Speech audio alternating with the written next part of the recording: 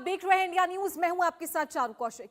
पश्चिम बंगाल की सत्ता के गलियारों में हुए बदलाव ने सीमा पार बैठे कट्टरपंथियों की रातों की नींद हराम कर दी है। बांग्लादेशी मौलाना इनायतुल्लाह अब्बासी, जो अपनी जहरीली जुबान और भारत विरोधी मानसिकता के लिए कुख्यात है, उसने एक बार फिर आग उगलने का काम किया है। लेकिन इस बार मामला सिर्फ भड़काऊ बयानबाजी तक सीमित नहीं है, बल्कि सीधे तौर पर भारत की संप्रभुता और पश्चिम बंगाल के नवनिर्वाचित मुख्यमंत्री शुवेंदु अधिकारी की जान पर हमले की धमकी तक पहुंच गया है।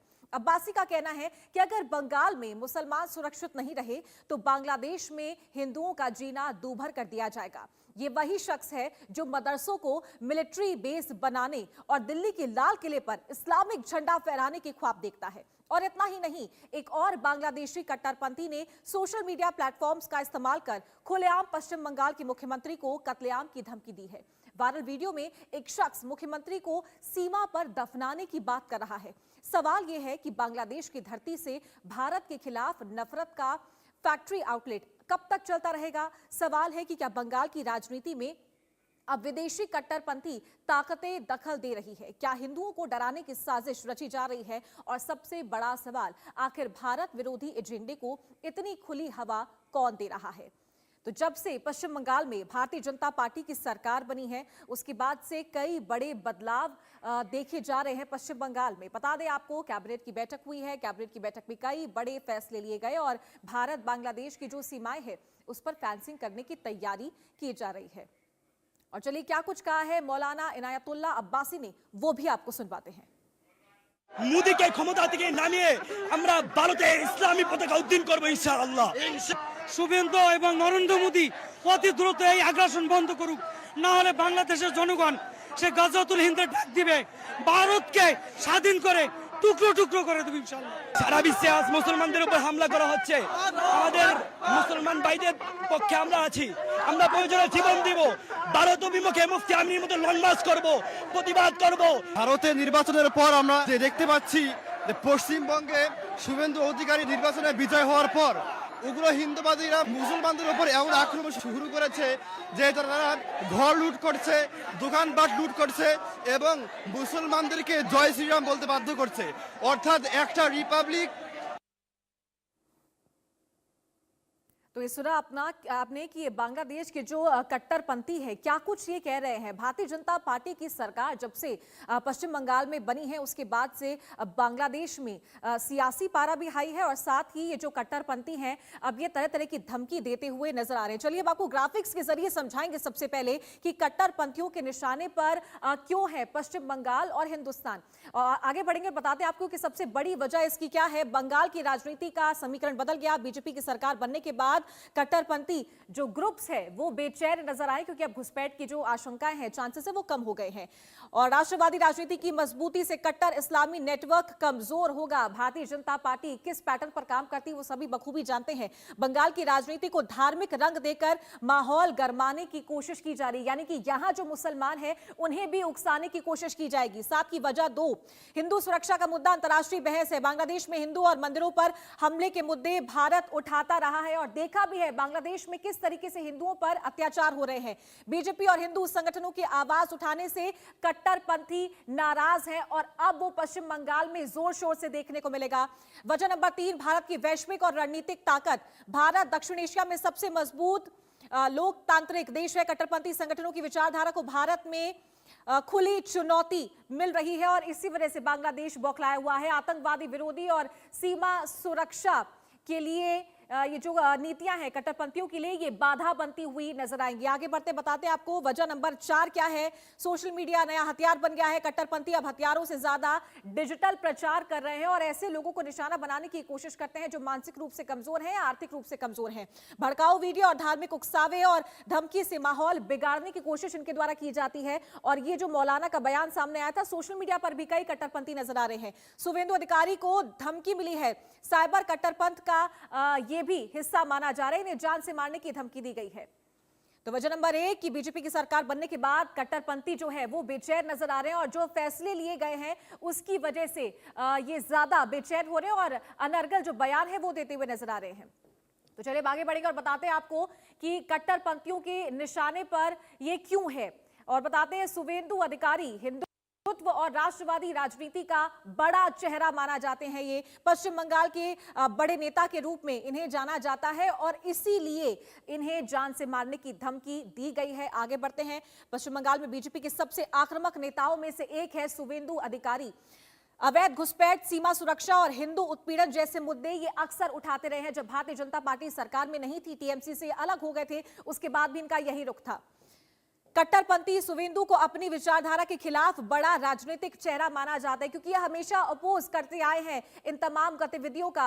और बांग्लादेश में जिस तरीके से हिंदुओं पर अत्याचार हुआ है वो मुद्दा भी अक्सर उठाते आए हैं। वजह नंबर 2, सीमा पार घुसपैठ पर मुखर रुख। बांग्लादेशी घुसपैठ और कट्टरपंथी नेटवर्क पर खुलकर शुवेंदु अधिकारी कई बार बयान दे चुके हैं और अब इनके मुख्यमंत्री बनने के बाद इसीलिए इन्हें जान से मारने की धमकी दी गई है। शुवेंदु के बयानों से सीमा पार के कट्टरपंथी इस्लामी ग्रुप नाराज हैं और यही वजह है कि सोशल मीडिया प्लेटफॉर्म्स पर इनके खिलाफ मोर्चा खोल दिया गया है। नागरिकता संशोधन कानून यानी कि सीएए की वकालत भी ये करते हैं। आगे बढ़ते हैं। शुवेंदु अधिकारी के फैसले, बीएसएफ को सीमा बाड़बंदी के लिए जमीन पर उतारा जा रहा है। बीएसएफ को जमीन सौंपने का फैसला किया गया है। जानकारी आपको दे रहे थे, जो फेंसिंग है बांग्लादेश भारत बॉर्डर पर वो की जाएगी और सीएम शुवेंदु के फैसले से बांग्लादेश से अवैध घुसपैठ पर रोक लग जाएगी और यही सबसे बड़ा मुद्दा है और इसी वजह से ये जो कट्टरपंथी है बौखलाए हुए हैं। तो तुरंत प्रभाव से नए आपराधिक कानून बीएनएस को लागू करने की घोषणा भी मुख्यमंत्री शुवेंदु अधिकारी के द्वारा कर दी गई है और इसलिए ये कट्टरपंथी तिलमिलाए हुए हैं। तो तुरंत प्रभाव से नए आपराधिक कानून लागू किए जाएंगे। जनगणना और वोटर लिस्ट के रिवीजन का काम भी पश्चिम बंगाल में तेजी से होगा, तो इनकी छटनी जो है उस वजह से भी ये तिलमिलाए हुए हैं। तो बंगाल में जनगणना की शुरुआत होगी। अवैध रूप से रह रहे लोगों की लिस्ट तैयार की जाएगी और उसके बाद उन्हें बाहर भेजने का काम किया जाएगा। और इसी मुद्दे पर आज हम चर्चा करेंगे। हमारे साथ खास मेहमान भी जुड़ गए हैं। कौशल पांडे, भाजपा प्रवक्ता, हमारे साथ जुड़ गए हैं और राहुल लाल, राजनीतिक विश्लेषक, हमारे साथ जुड़ गए हैं। आप दोनों का बहुत बहुत स्वागत है। सबसे पहले राहुल जी, मैं आपके पास आना चाहूंगी। ये जो बड़ा डिसीजन पश्चिम बंगाल में लिया है मुख्यमंत्री शुवेंदु अधिकारी ने, कितना ये जरूरी था? क्या इसका इम्पैक्ट देखने को मिलेगा? हमें तो लग रहा है कि देखिए, कट्टरपंथियों से निपटने को लेके जो तमाम शक्तियां केंद्र सरकार के पास है, उसका केंद्र सरकार ने प्रयोग नहीं किया है। क्योंकि देखिए, जो वहां पे जिस प्रकार से चारू जी हिंदुओं के विरुद्ध हिंसा की घटनाएं हम लोगों ने देखा, जब 2024 में शेख हसीना की सरकार गिरती है वहां पे, तो आप देखिए कि अगस्त, सितंबर, अक्टूबर, नवंबर, दिसंबर तक में ही कम से कम वहां पे 82 हिंदुओं की बड़ी नृशंस हत्या कर दी जाती है। और अगर आप जनवरी 2025 से फिर 26 तक भी देखेंगे तो उसके बावजूद 15 कम से कम नृशंस से बड़ी हत्याएं जो वहां पे मीडिया डोमेन में आई, और ऑफ द रिकॉर्ड तो माना जाता है कि कम से कम 200, 300, 400 लगभग हिंदुओं की वहां पे नृशंस हत्या हुई। तो मेरे तो कुछ सवाल हैं भारत सरकार से, चारू जी, कि वहां पे अभी तक भारत सरकार को जो कठोर कार्रवाई करनी थी वो नहीं हुई। अभी जब पूरे दुनिया में डीजल पेट्रोल का संकट है, मार्च में 5,000 जो है कि मीट्रिक टन तेल भेजा गया, अप्रैल में 30,000 मीट्रिक टन तेल अभी भी बांग्लादेश को भेजा गया। तो बांग्लादेश के ऊपर जो कठोर कार्रवाई भारत सरकार को वहां के हिंदुओं को रक्षा करने के लिए करनी चाहिए थी, वो तो भारत सरकार ने भेजा नहीं। अब है कि ऐसे स्थिति में तो वहां पे जो अराजक तत्व है उनका मनोबल तो बढ़ेगा ही, और वो मनोबल बढ़ा, और वो पश्चिम बंगाल के जो हमारे नए मुख्यमंत्री शुवेंदु अधिकारी, सोचिए उनको वहां पे जान से मारने की धमकी दी जा रही है बांग्लादेश से। तो मैं तो भारत सरकार से और पश्चिम बंगाल सरकार से आग्रह करूंगा कि जिस प्रकार से पाकिस्तान के ऊपर एयर स्ट्राइक, सर्जिकल स्ट्राइक जैसे कठोर कार्रवाई हुई थी, सैन्य कार्रवाई, उसी प्रकार की कठोर कार्रवाई की जरूरत बांग्लादेश की है। ये जो कूटनीति और डिप्लोमेसी वाली जो चाल चली जाती है, उसका अब तक तो मुझे 2024 से कोई परिणाम आता हुआ दिखा नहीं है। वहां पर मोहम्मद यूनुस रहे तब भी बांग्लादेश की वही स्थिति थी, और बांग्लादेश आज भी उसी स्थिति में दिखाई दे रहा है। घुसपैठियों को लेके देखिए, पश्चिम बंगाल में भले ममता बनर्जी की सरकार थी, लेकिन केंद्र सरकार और केंद्रीय गृह मंत्रालय को चारों की पूरी शक्तियां होती है कि वो घुसपैठियों को कहीं पर भी चिन्हित करे, और अगर वो देश में भारत के नागरिक नहीं है उन्हें विदेश भेजा जाए। उस समय तो चलिए वहां पे बीजेपी कहती थी कि भाई वहां पे राज्य सरकार का सहयोग नहीं मिल रहा है, तो मैं तो उम्मीद करूंगा कि चलिए पहले जो काम नहीं हुआ कम से कम अभी हो जाए। लेकिन बांग्लादेश को सबक सिखाने का जो कठोर कार्रवाई भारत सरकार को करनी चाहिए थी, बांग्लादेश में हिंदुओं को रक्षा के लिए जो कठोर कदम उठाए जाने चाहिए थे, वो केंद्र सरकार ने अब तक नहीं उठाया है, चारू जी। बिल्कुल बिल्कुल।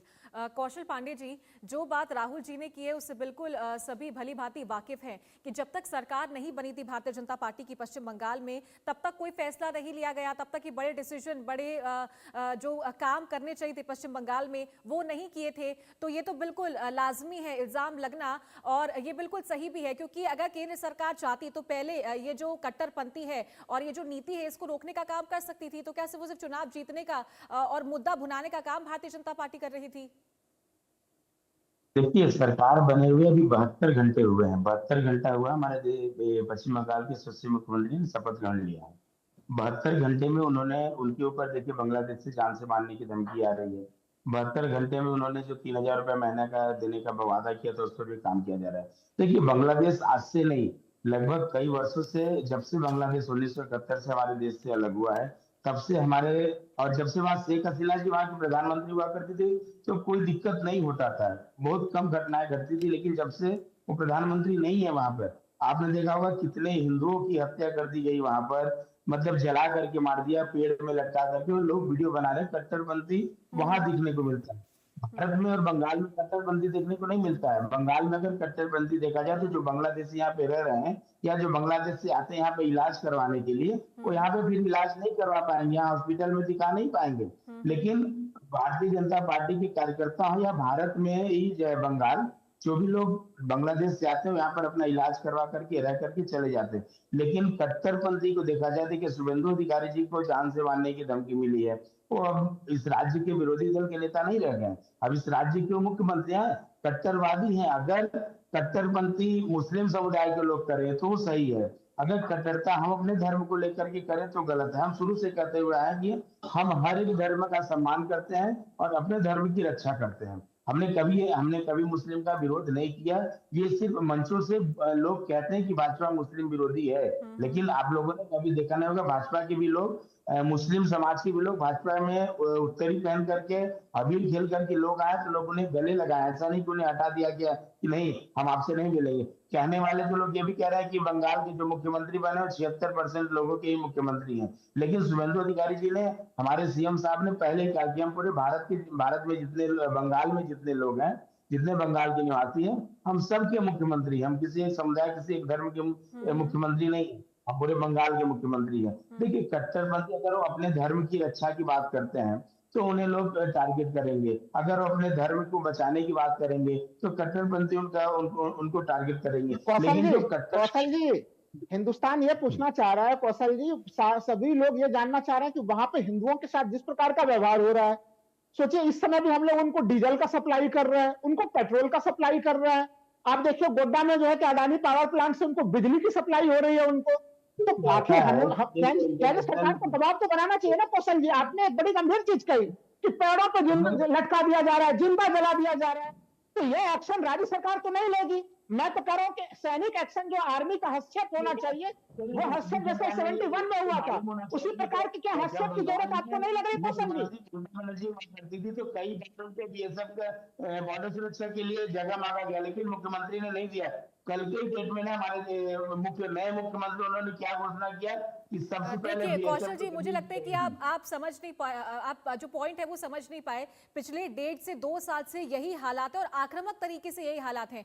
राहुल जी का भी यही कहना और मेरा भी यही सवाल था कि केंद्र सरकार इसमें एक्शन ले सकती थी, क्योंकि भारतीय जनता पार्टी की सरकार है केंद्र में, पश्चिम बंगाल में तो अब सरकार बनी है बीजेपी की, तो तब तक केंद्र सरकार ने ये फैसले क्यों नहीं लिए थे? राज्य सरकार को ही ये फैसले लेने की जरूरत क्यों पड़ी? क्योंकि अब 1.5 से 2 सालों में तो उन्होंने पूरी तरीके से पैर जमा लिए अपने। देखिए, 1.5 से 2 सालों में जो पैर जमा लिए हैं, ये केंद्र सरकार जो बात करना था बांग्लादेश से, या बांग्लादेश में जो बात होता है तो बात किया ही है, लेकिन जब तक मुझे बॉर्डर सुरक्षा के लिए जगह नहीं दिया जाएगा, नहीं दे रही थी मुख्यमंत्री, तब तक हम बॉर्डर सुरक्षा कैसे कर पाएंगे? घुसपैठियों को कैसे रोकेंगे? बांग्लादेशियों को भारत में आने से कैसे रोकेंगे? अब हमारी सरकार यहाँ पे बनी है, अब हम दिखाएंगे कि कैसे घुसपैठियों को रोका जाता है और कैसे बंगाल से घुसपैठियों को निकाला जाता है, वो भी हम दिखाएंगे। कौशल जी, आप ये कह रहे हैं कि ममता बनर्जी के पीरियड में सीमा के ऊपर आपका कोई भी पकड़ नहीं था, सीमा सुरक्षा जो है कि बीएसएफ वाले की कोई पकड़ नहीं थी। अरे मैं तो कह रहा हूँ कि जैसे पाकिस्तान के ऊपर हम लोगों ने, कौशल जी, पाकिस्तान के ऊपर हम लोगों ने एयर स्ट्राइक किया कि नहीं किया? पाकिस्तान के ऊपर हम लोगों ने सर्जिकल स्ट्राइक किया कि नहीं किया? मैं तो कह रहा हूं कि उसी प्रकार के एयर स्ट्राइक और सर्जिकल स्ट्राइक का आप मांग क्यों नहीं करते? भाई मैं तो देखिए केंद्र सरकार से मैं मांग कर रहा हूं कि पाकिस्तान को जैसे मुंहतोड़ जवाब दिया गया वैसे मुंहतोड़ जवाब बांग्लादेश को दिया जाए। लेकिन बांग्लादेश को डीजल भेजे जा रहे हैं, उनको पेट्रोल भेजे चले जा रहे हैं, उनको गैस भेजे चले जा रहे हैं। अरे देश में कमी है इसकी। प्रधानमंत्री जी देश के लिए करें कि देश के लोग डीजल पेट्रोल कौशल जी आ रही हूँ, मैं आपके पास आ रही हूँ, एक बार आप सुन लीजिए, मैं आपके पास आऊंगी, आप जवाब दीजिएगा। जी राहुल जी। मैं कह रहा हूं कि माननीय प्रधानमंत्री जी देखिए लगातार 24 घंटे में 2 बार कह चुके हैं कि देश के लोग डीजल पेट्रोल का सावधानी के साथ खपत करें। और हम लोग उस समय जो कि भारत विरोधी जहां पे कि हिंदुओं की निशान हत्या हो रही है, उस बांग्लादेश को हम लोग डीजल पेट्रोल की सप्लाई कर रहे हैं, उनको हम लोग गैस की सप्लाई कर रहे हैं, एलपीजी गैस भी भेजे चले जा रहे हैं। भाई बांग्लादेश के प्रति केंद्र सरकार का इतना सहृदय रूप क्यों बना हुआ है? वो पाकिस्तान के जो कट्टरपंथी ताकतें हैं वो सभी बांग्लादेश में बैठ गई है। तो मैं तो विनम्र निवेदन करूंगा केंद्र सरकार की, जैसे आपने सर्जिकल स्ट्राइक और एयर स्ट्राइक पाकिस्तान के विरुद्ध किया था, वो खुशखबरी हम लोग बांग्लादेश के विरुद्ध कब सुनेंगे?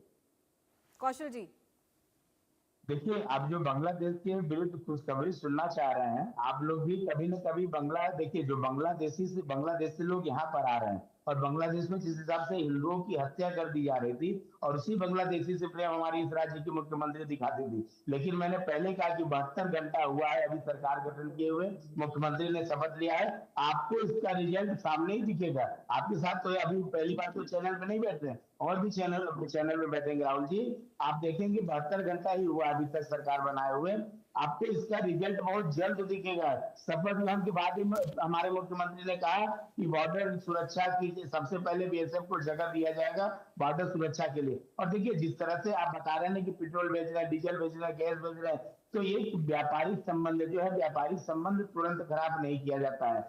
व्यापार जो है वो एक इंटरनेशनल मार्केटिंग है, उसमें अगर कहीं कभी क्या बांग्लादेश से हमारे भारत में क्या कोई सामान नहीं आता है कि बांग्लादेश से मत लीजिए ना कौशल जी देश 150 करोड़ की आबादी वाले देश है, बांग्लादेश का सामान नहीं लेंगे कोई खत्म नहीं हो जाएंगे हम लोग। बहुत आवश्यक है कि बांग्लादेश के कट्टरपंथियों को जवाब दिया जाए। आपने एक चीज कहा कि भाई सीमा पे हम मौजूद नहीं है। आपको कौशल जी एक चीज याद दिला दूं, 2016 याद होगा आपको, 2016 में आपका जम्मू कश्मीर में आपकी सरकार नहीं थी, जम्मू कश्मीर में भारतीय जनता पार्टी की सरकार नहीं थी, फिर भी हम लोगों ने पाकिस्तान के ऊपर कठोर कार्रवाई करके पाकिस्तान को मुंहतोड़ जवाब दिया था कौशल जी हम लोग। तो इसलिए ये कहना कि नहीं जब तक हमारी राज्य में सरकार नहीं होगी, अरे भाई आपके एयरफोर्स को कार्रवाई करने से कौन रोक रहा है? आप ठीक है, मैं आऊंगी, मैं आपको कार्रवाई आऊंगी। राहुल जी एक सवाल है मेरा आपसे। कौशल जी मैं आऊंगी आपके पास, कौशल जी। सब कुछ बंद ऐसे थोड़ी होता है।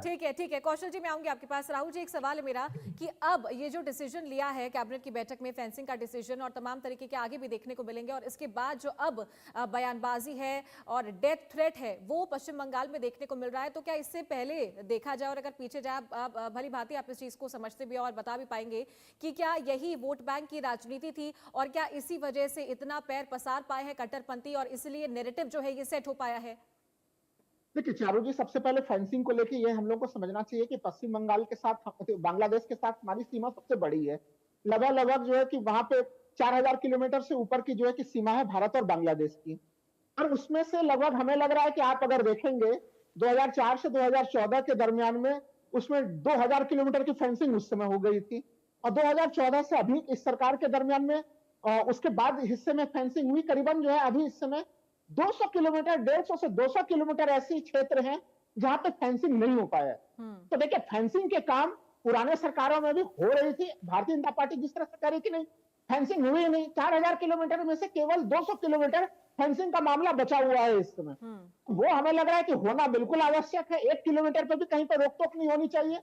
दूसरी चीज कि देखिए सुरक्षा का मामला हमें लग रहा है कि बांग्लादेश में, मैं बार बार जैसा मैंने पहले भी कहा चारू जी कि जैसे ही शेख हसीना जी की सरकार वहां से हटती है, वहां पे भारत विरोधी शक्तियां सक्रिय हो गई थी।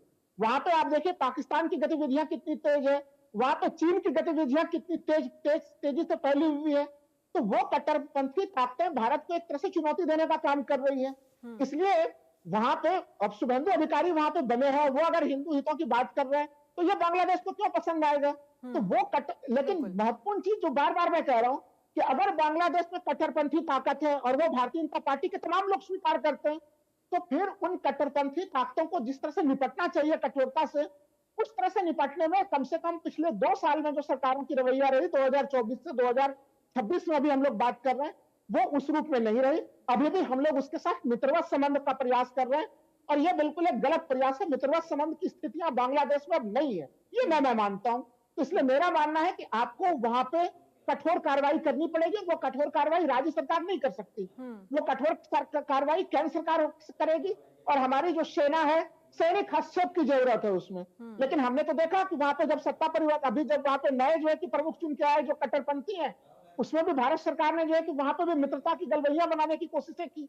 लेकिन क्या चारू जी, वो कोई कोशिश हम लोग को जमीन पे दिखाई दे रही है? तो केंद्र सरकार का और राज्य सरकार का वो एस्टिमेशन गलत है कि वो बांग्लादेश को एक मित्र राज्य मान के उसके साथ मित्रतापूर्ण स्थिति में चले जाएं। यह एक तरह से कहीं कहीं हमारे लिए और एक खतरनाक स्थिति होगी और हम अपने पड़ोस में एक दूसरे पाकिस्तान को ही पल्लवित और पुष्पित कर रहे होंगे चारू जी। ठीक है, कौशल जी मैं आपके पास आऊंगी। बिल्कुल राहुल जी ने दोबारा वही पॉइंट उठाया है और यही पॉइंट का जवाब मैं आपसे जानना चाहूंगी विस्तार से कि क्या केंद्र सरकार के द्वारा अब तक वहां जो तमाम मुद्दे हुए बांग्लादेश में देखा गया है, हिंदुओं को किस तरीके से जलील किया गया है, मॉब लिंचिंग वहां पर हुई है, हत्याएं हुई है, क्या पर्याप्त कार्रवाई सरकार के द्वारा अब तक की गई थी? और जैसे कि आप बात कर रहे हैं कि अब तक वहां पर राज्य सरकार थी, टीएमसी की सरकार थी, लेकिन अगर तमाम बॉर्डर्स की बात करें, सर्जिकल स्ट्राइक की बात करें, घर में घुसकर मारने की बात करें, तो वहां भारतीय जनता पार्टी की सरकार नहीं है। लेकिन जो केंद्र एजेंसियां हैं, जो हमारी आर्मी है, वो केंद्र सरकार के हाथ में है। तो क्या अब तक पर्याप्त कार्रवाई की गई है केंद्र सरकार के द्वारा? देखिए, बांग्लादेश के साथ में जो भारत का रिश्ता रहा है, वो जैसे उसका उदाहरण पाकिस्तान के साथ नहीं दे सकते हैं कि पाकिस्तान के साथ में जो लड़ाई रही, वो लड़ाई बांग्लादेश के साथ में कभी नहीं रही है हमारे देश की। ये आप भी जानती हैं चारू जी, और राहुल जी भी जानते हैं। राहुल जी कट्टरपंथी की बात कर रहे हैं। मैंने आज तक राहुल, जब हिंदुओं का शोषण हो रहा था बांग्लादेश में, ठीक है, एक बात ऐड करना चाहूंगी। बिल्कुल पाकिस्तान और बांग्लादेश का जो रिश्ता है वो बिल्कुल अलग अलग है भारत के साथ में, लेकिन ये बात इस चीज को जस्टिफाई तो नहीं कर पाएगी ना कि वहां पर हिंदुओं के साथ में क्या हुआ है सर?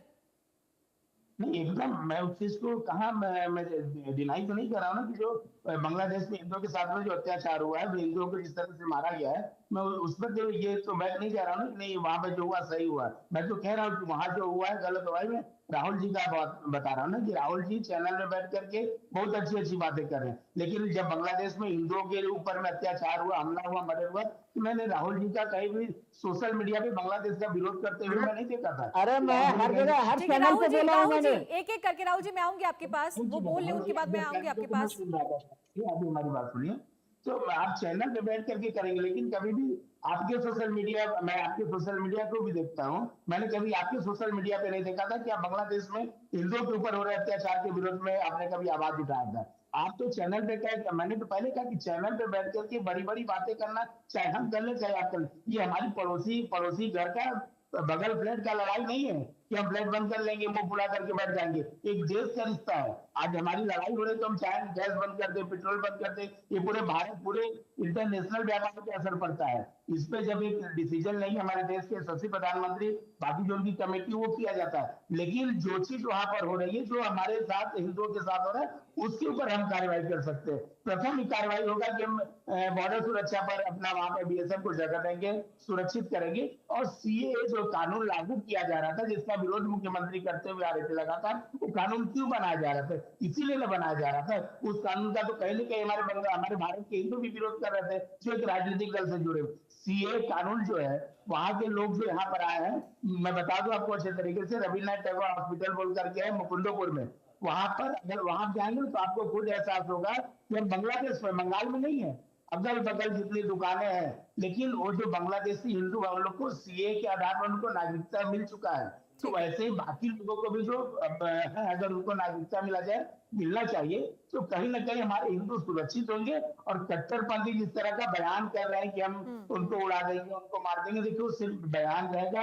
हमारे शुभेंदु अधिकारी बंगाल के कट्टर हिंदूवादी शेर है। बंगाल में उनके नेतृत्व में जो सरकार बनी है, उस सरकार का असर उन्हें लग रहा है, बांग्लादेशी को खतरा लग रहा है कि शुभेंदु अधिकारी के सीएम, क्योंकि मुख्यमंत्री तो बांग्लादेश से प्रेम करती थी, जय बांग्ला का नारा लगाती थी, जय बांग्ला बांग्लादेश का नारा है, तो उनसे बांग्लादेशियों को कोई खतरा नहीं था। अब शुभेंदु अधिकारी जो कट्टर हिंदुवादी नेता है, मुख्यमंत्री बन गए, तो इससे उनको खतरा जिस वजह से हो कट्टरपंथी कर, हम कट्टरपंथी पर आगे तो जाएगा।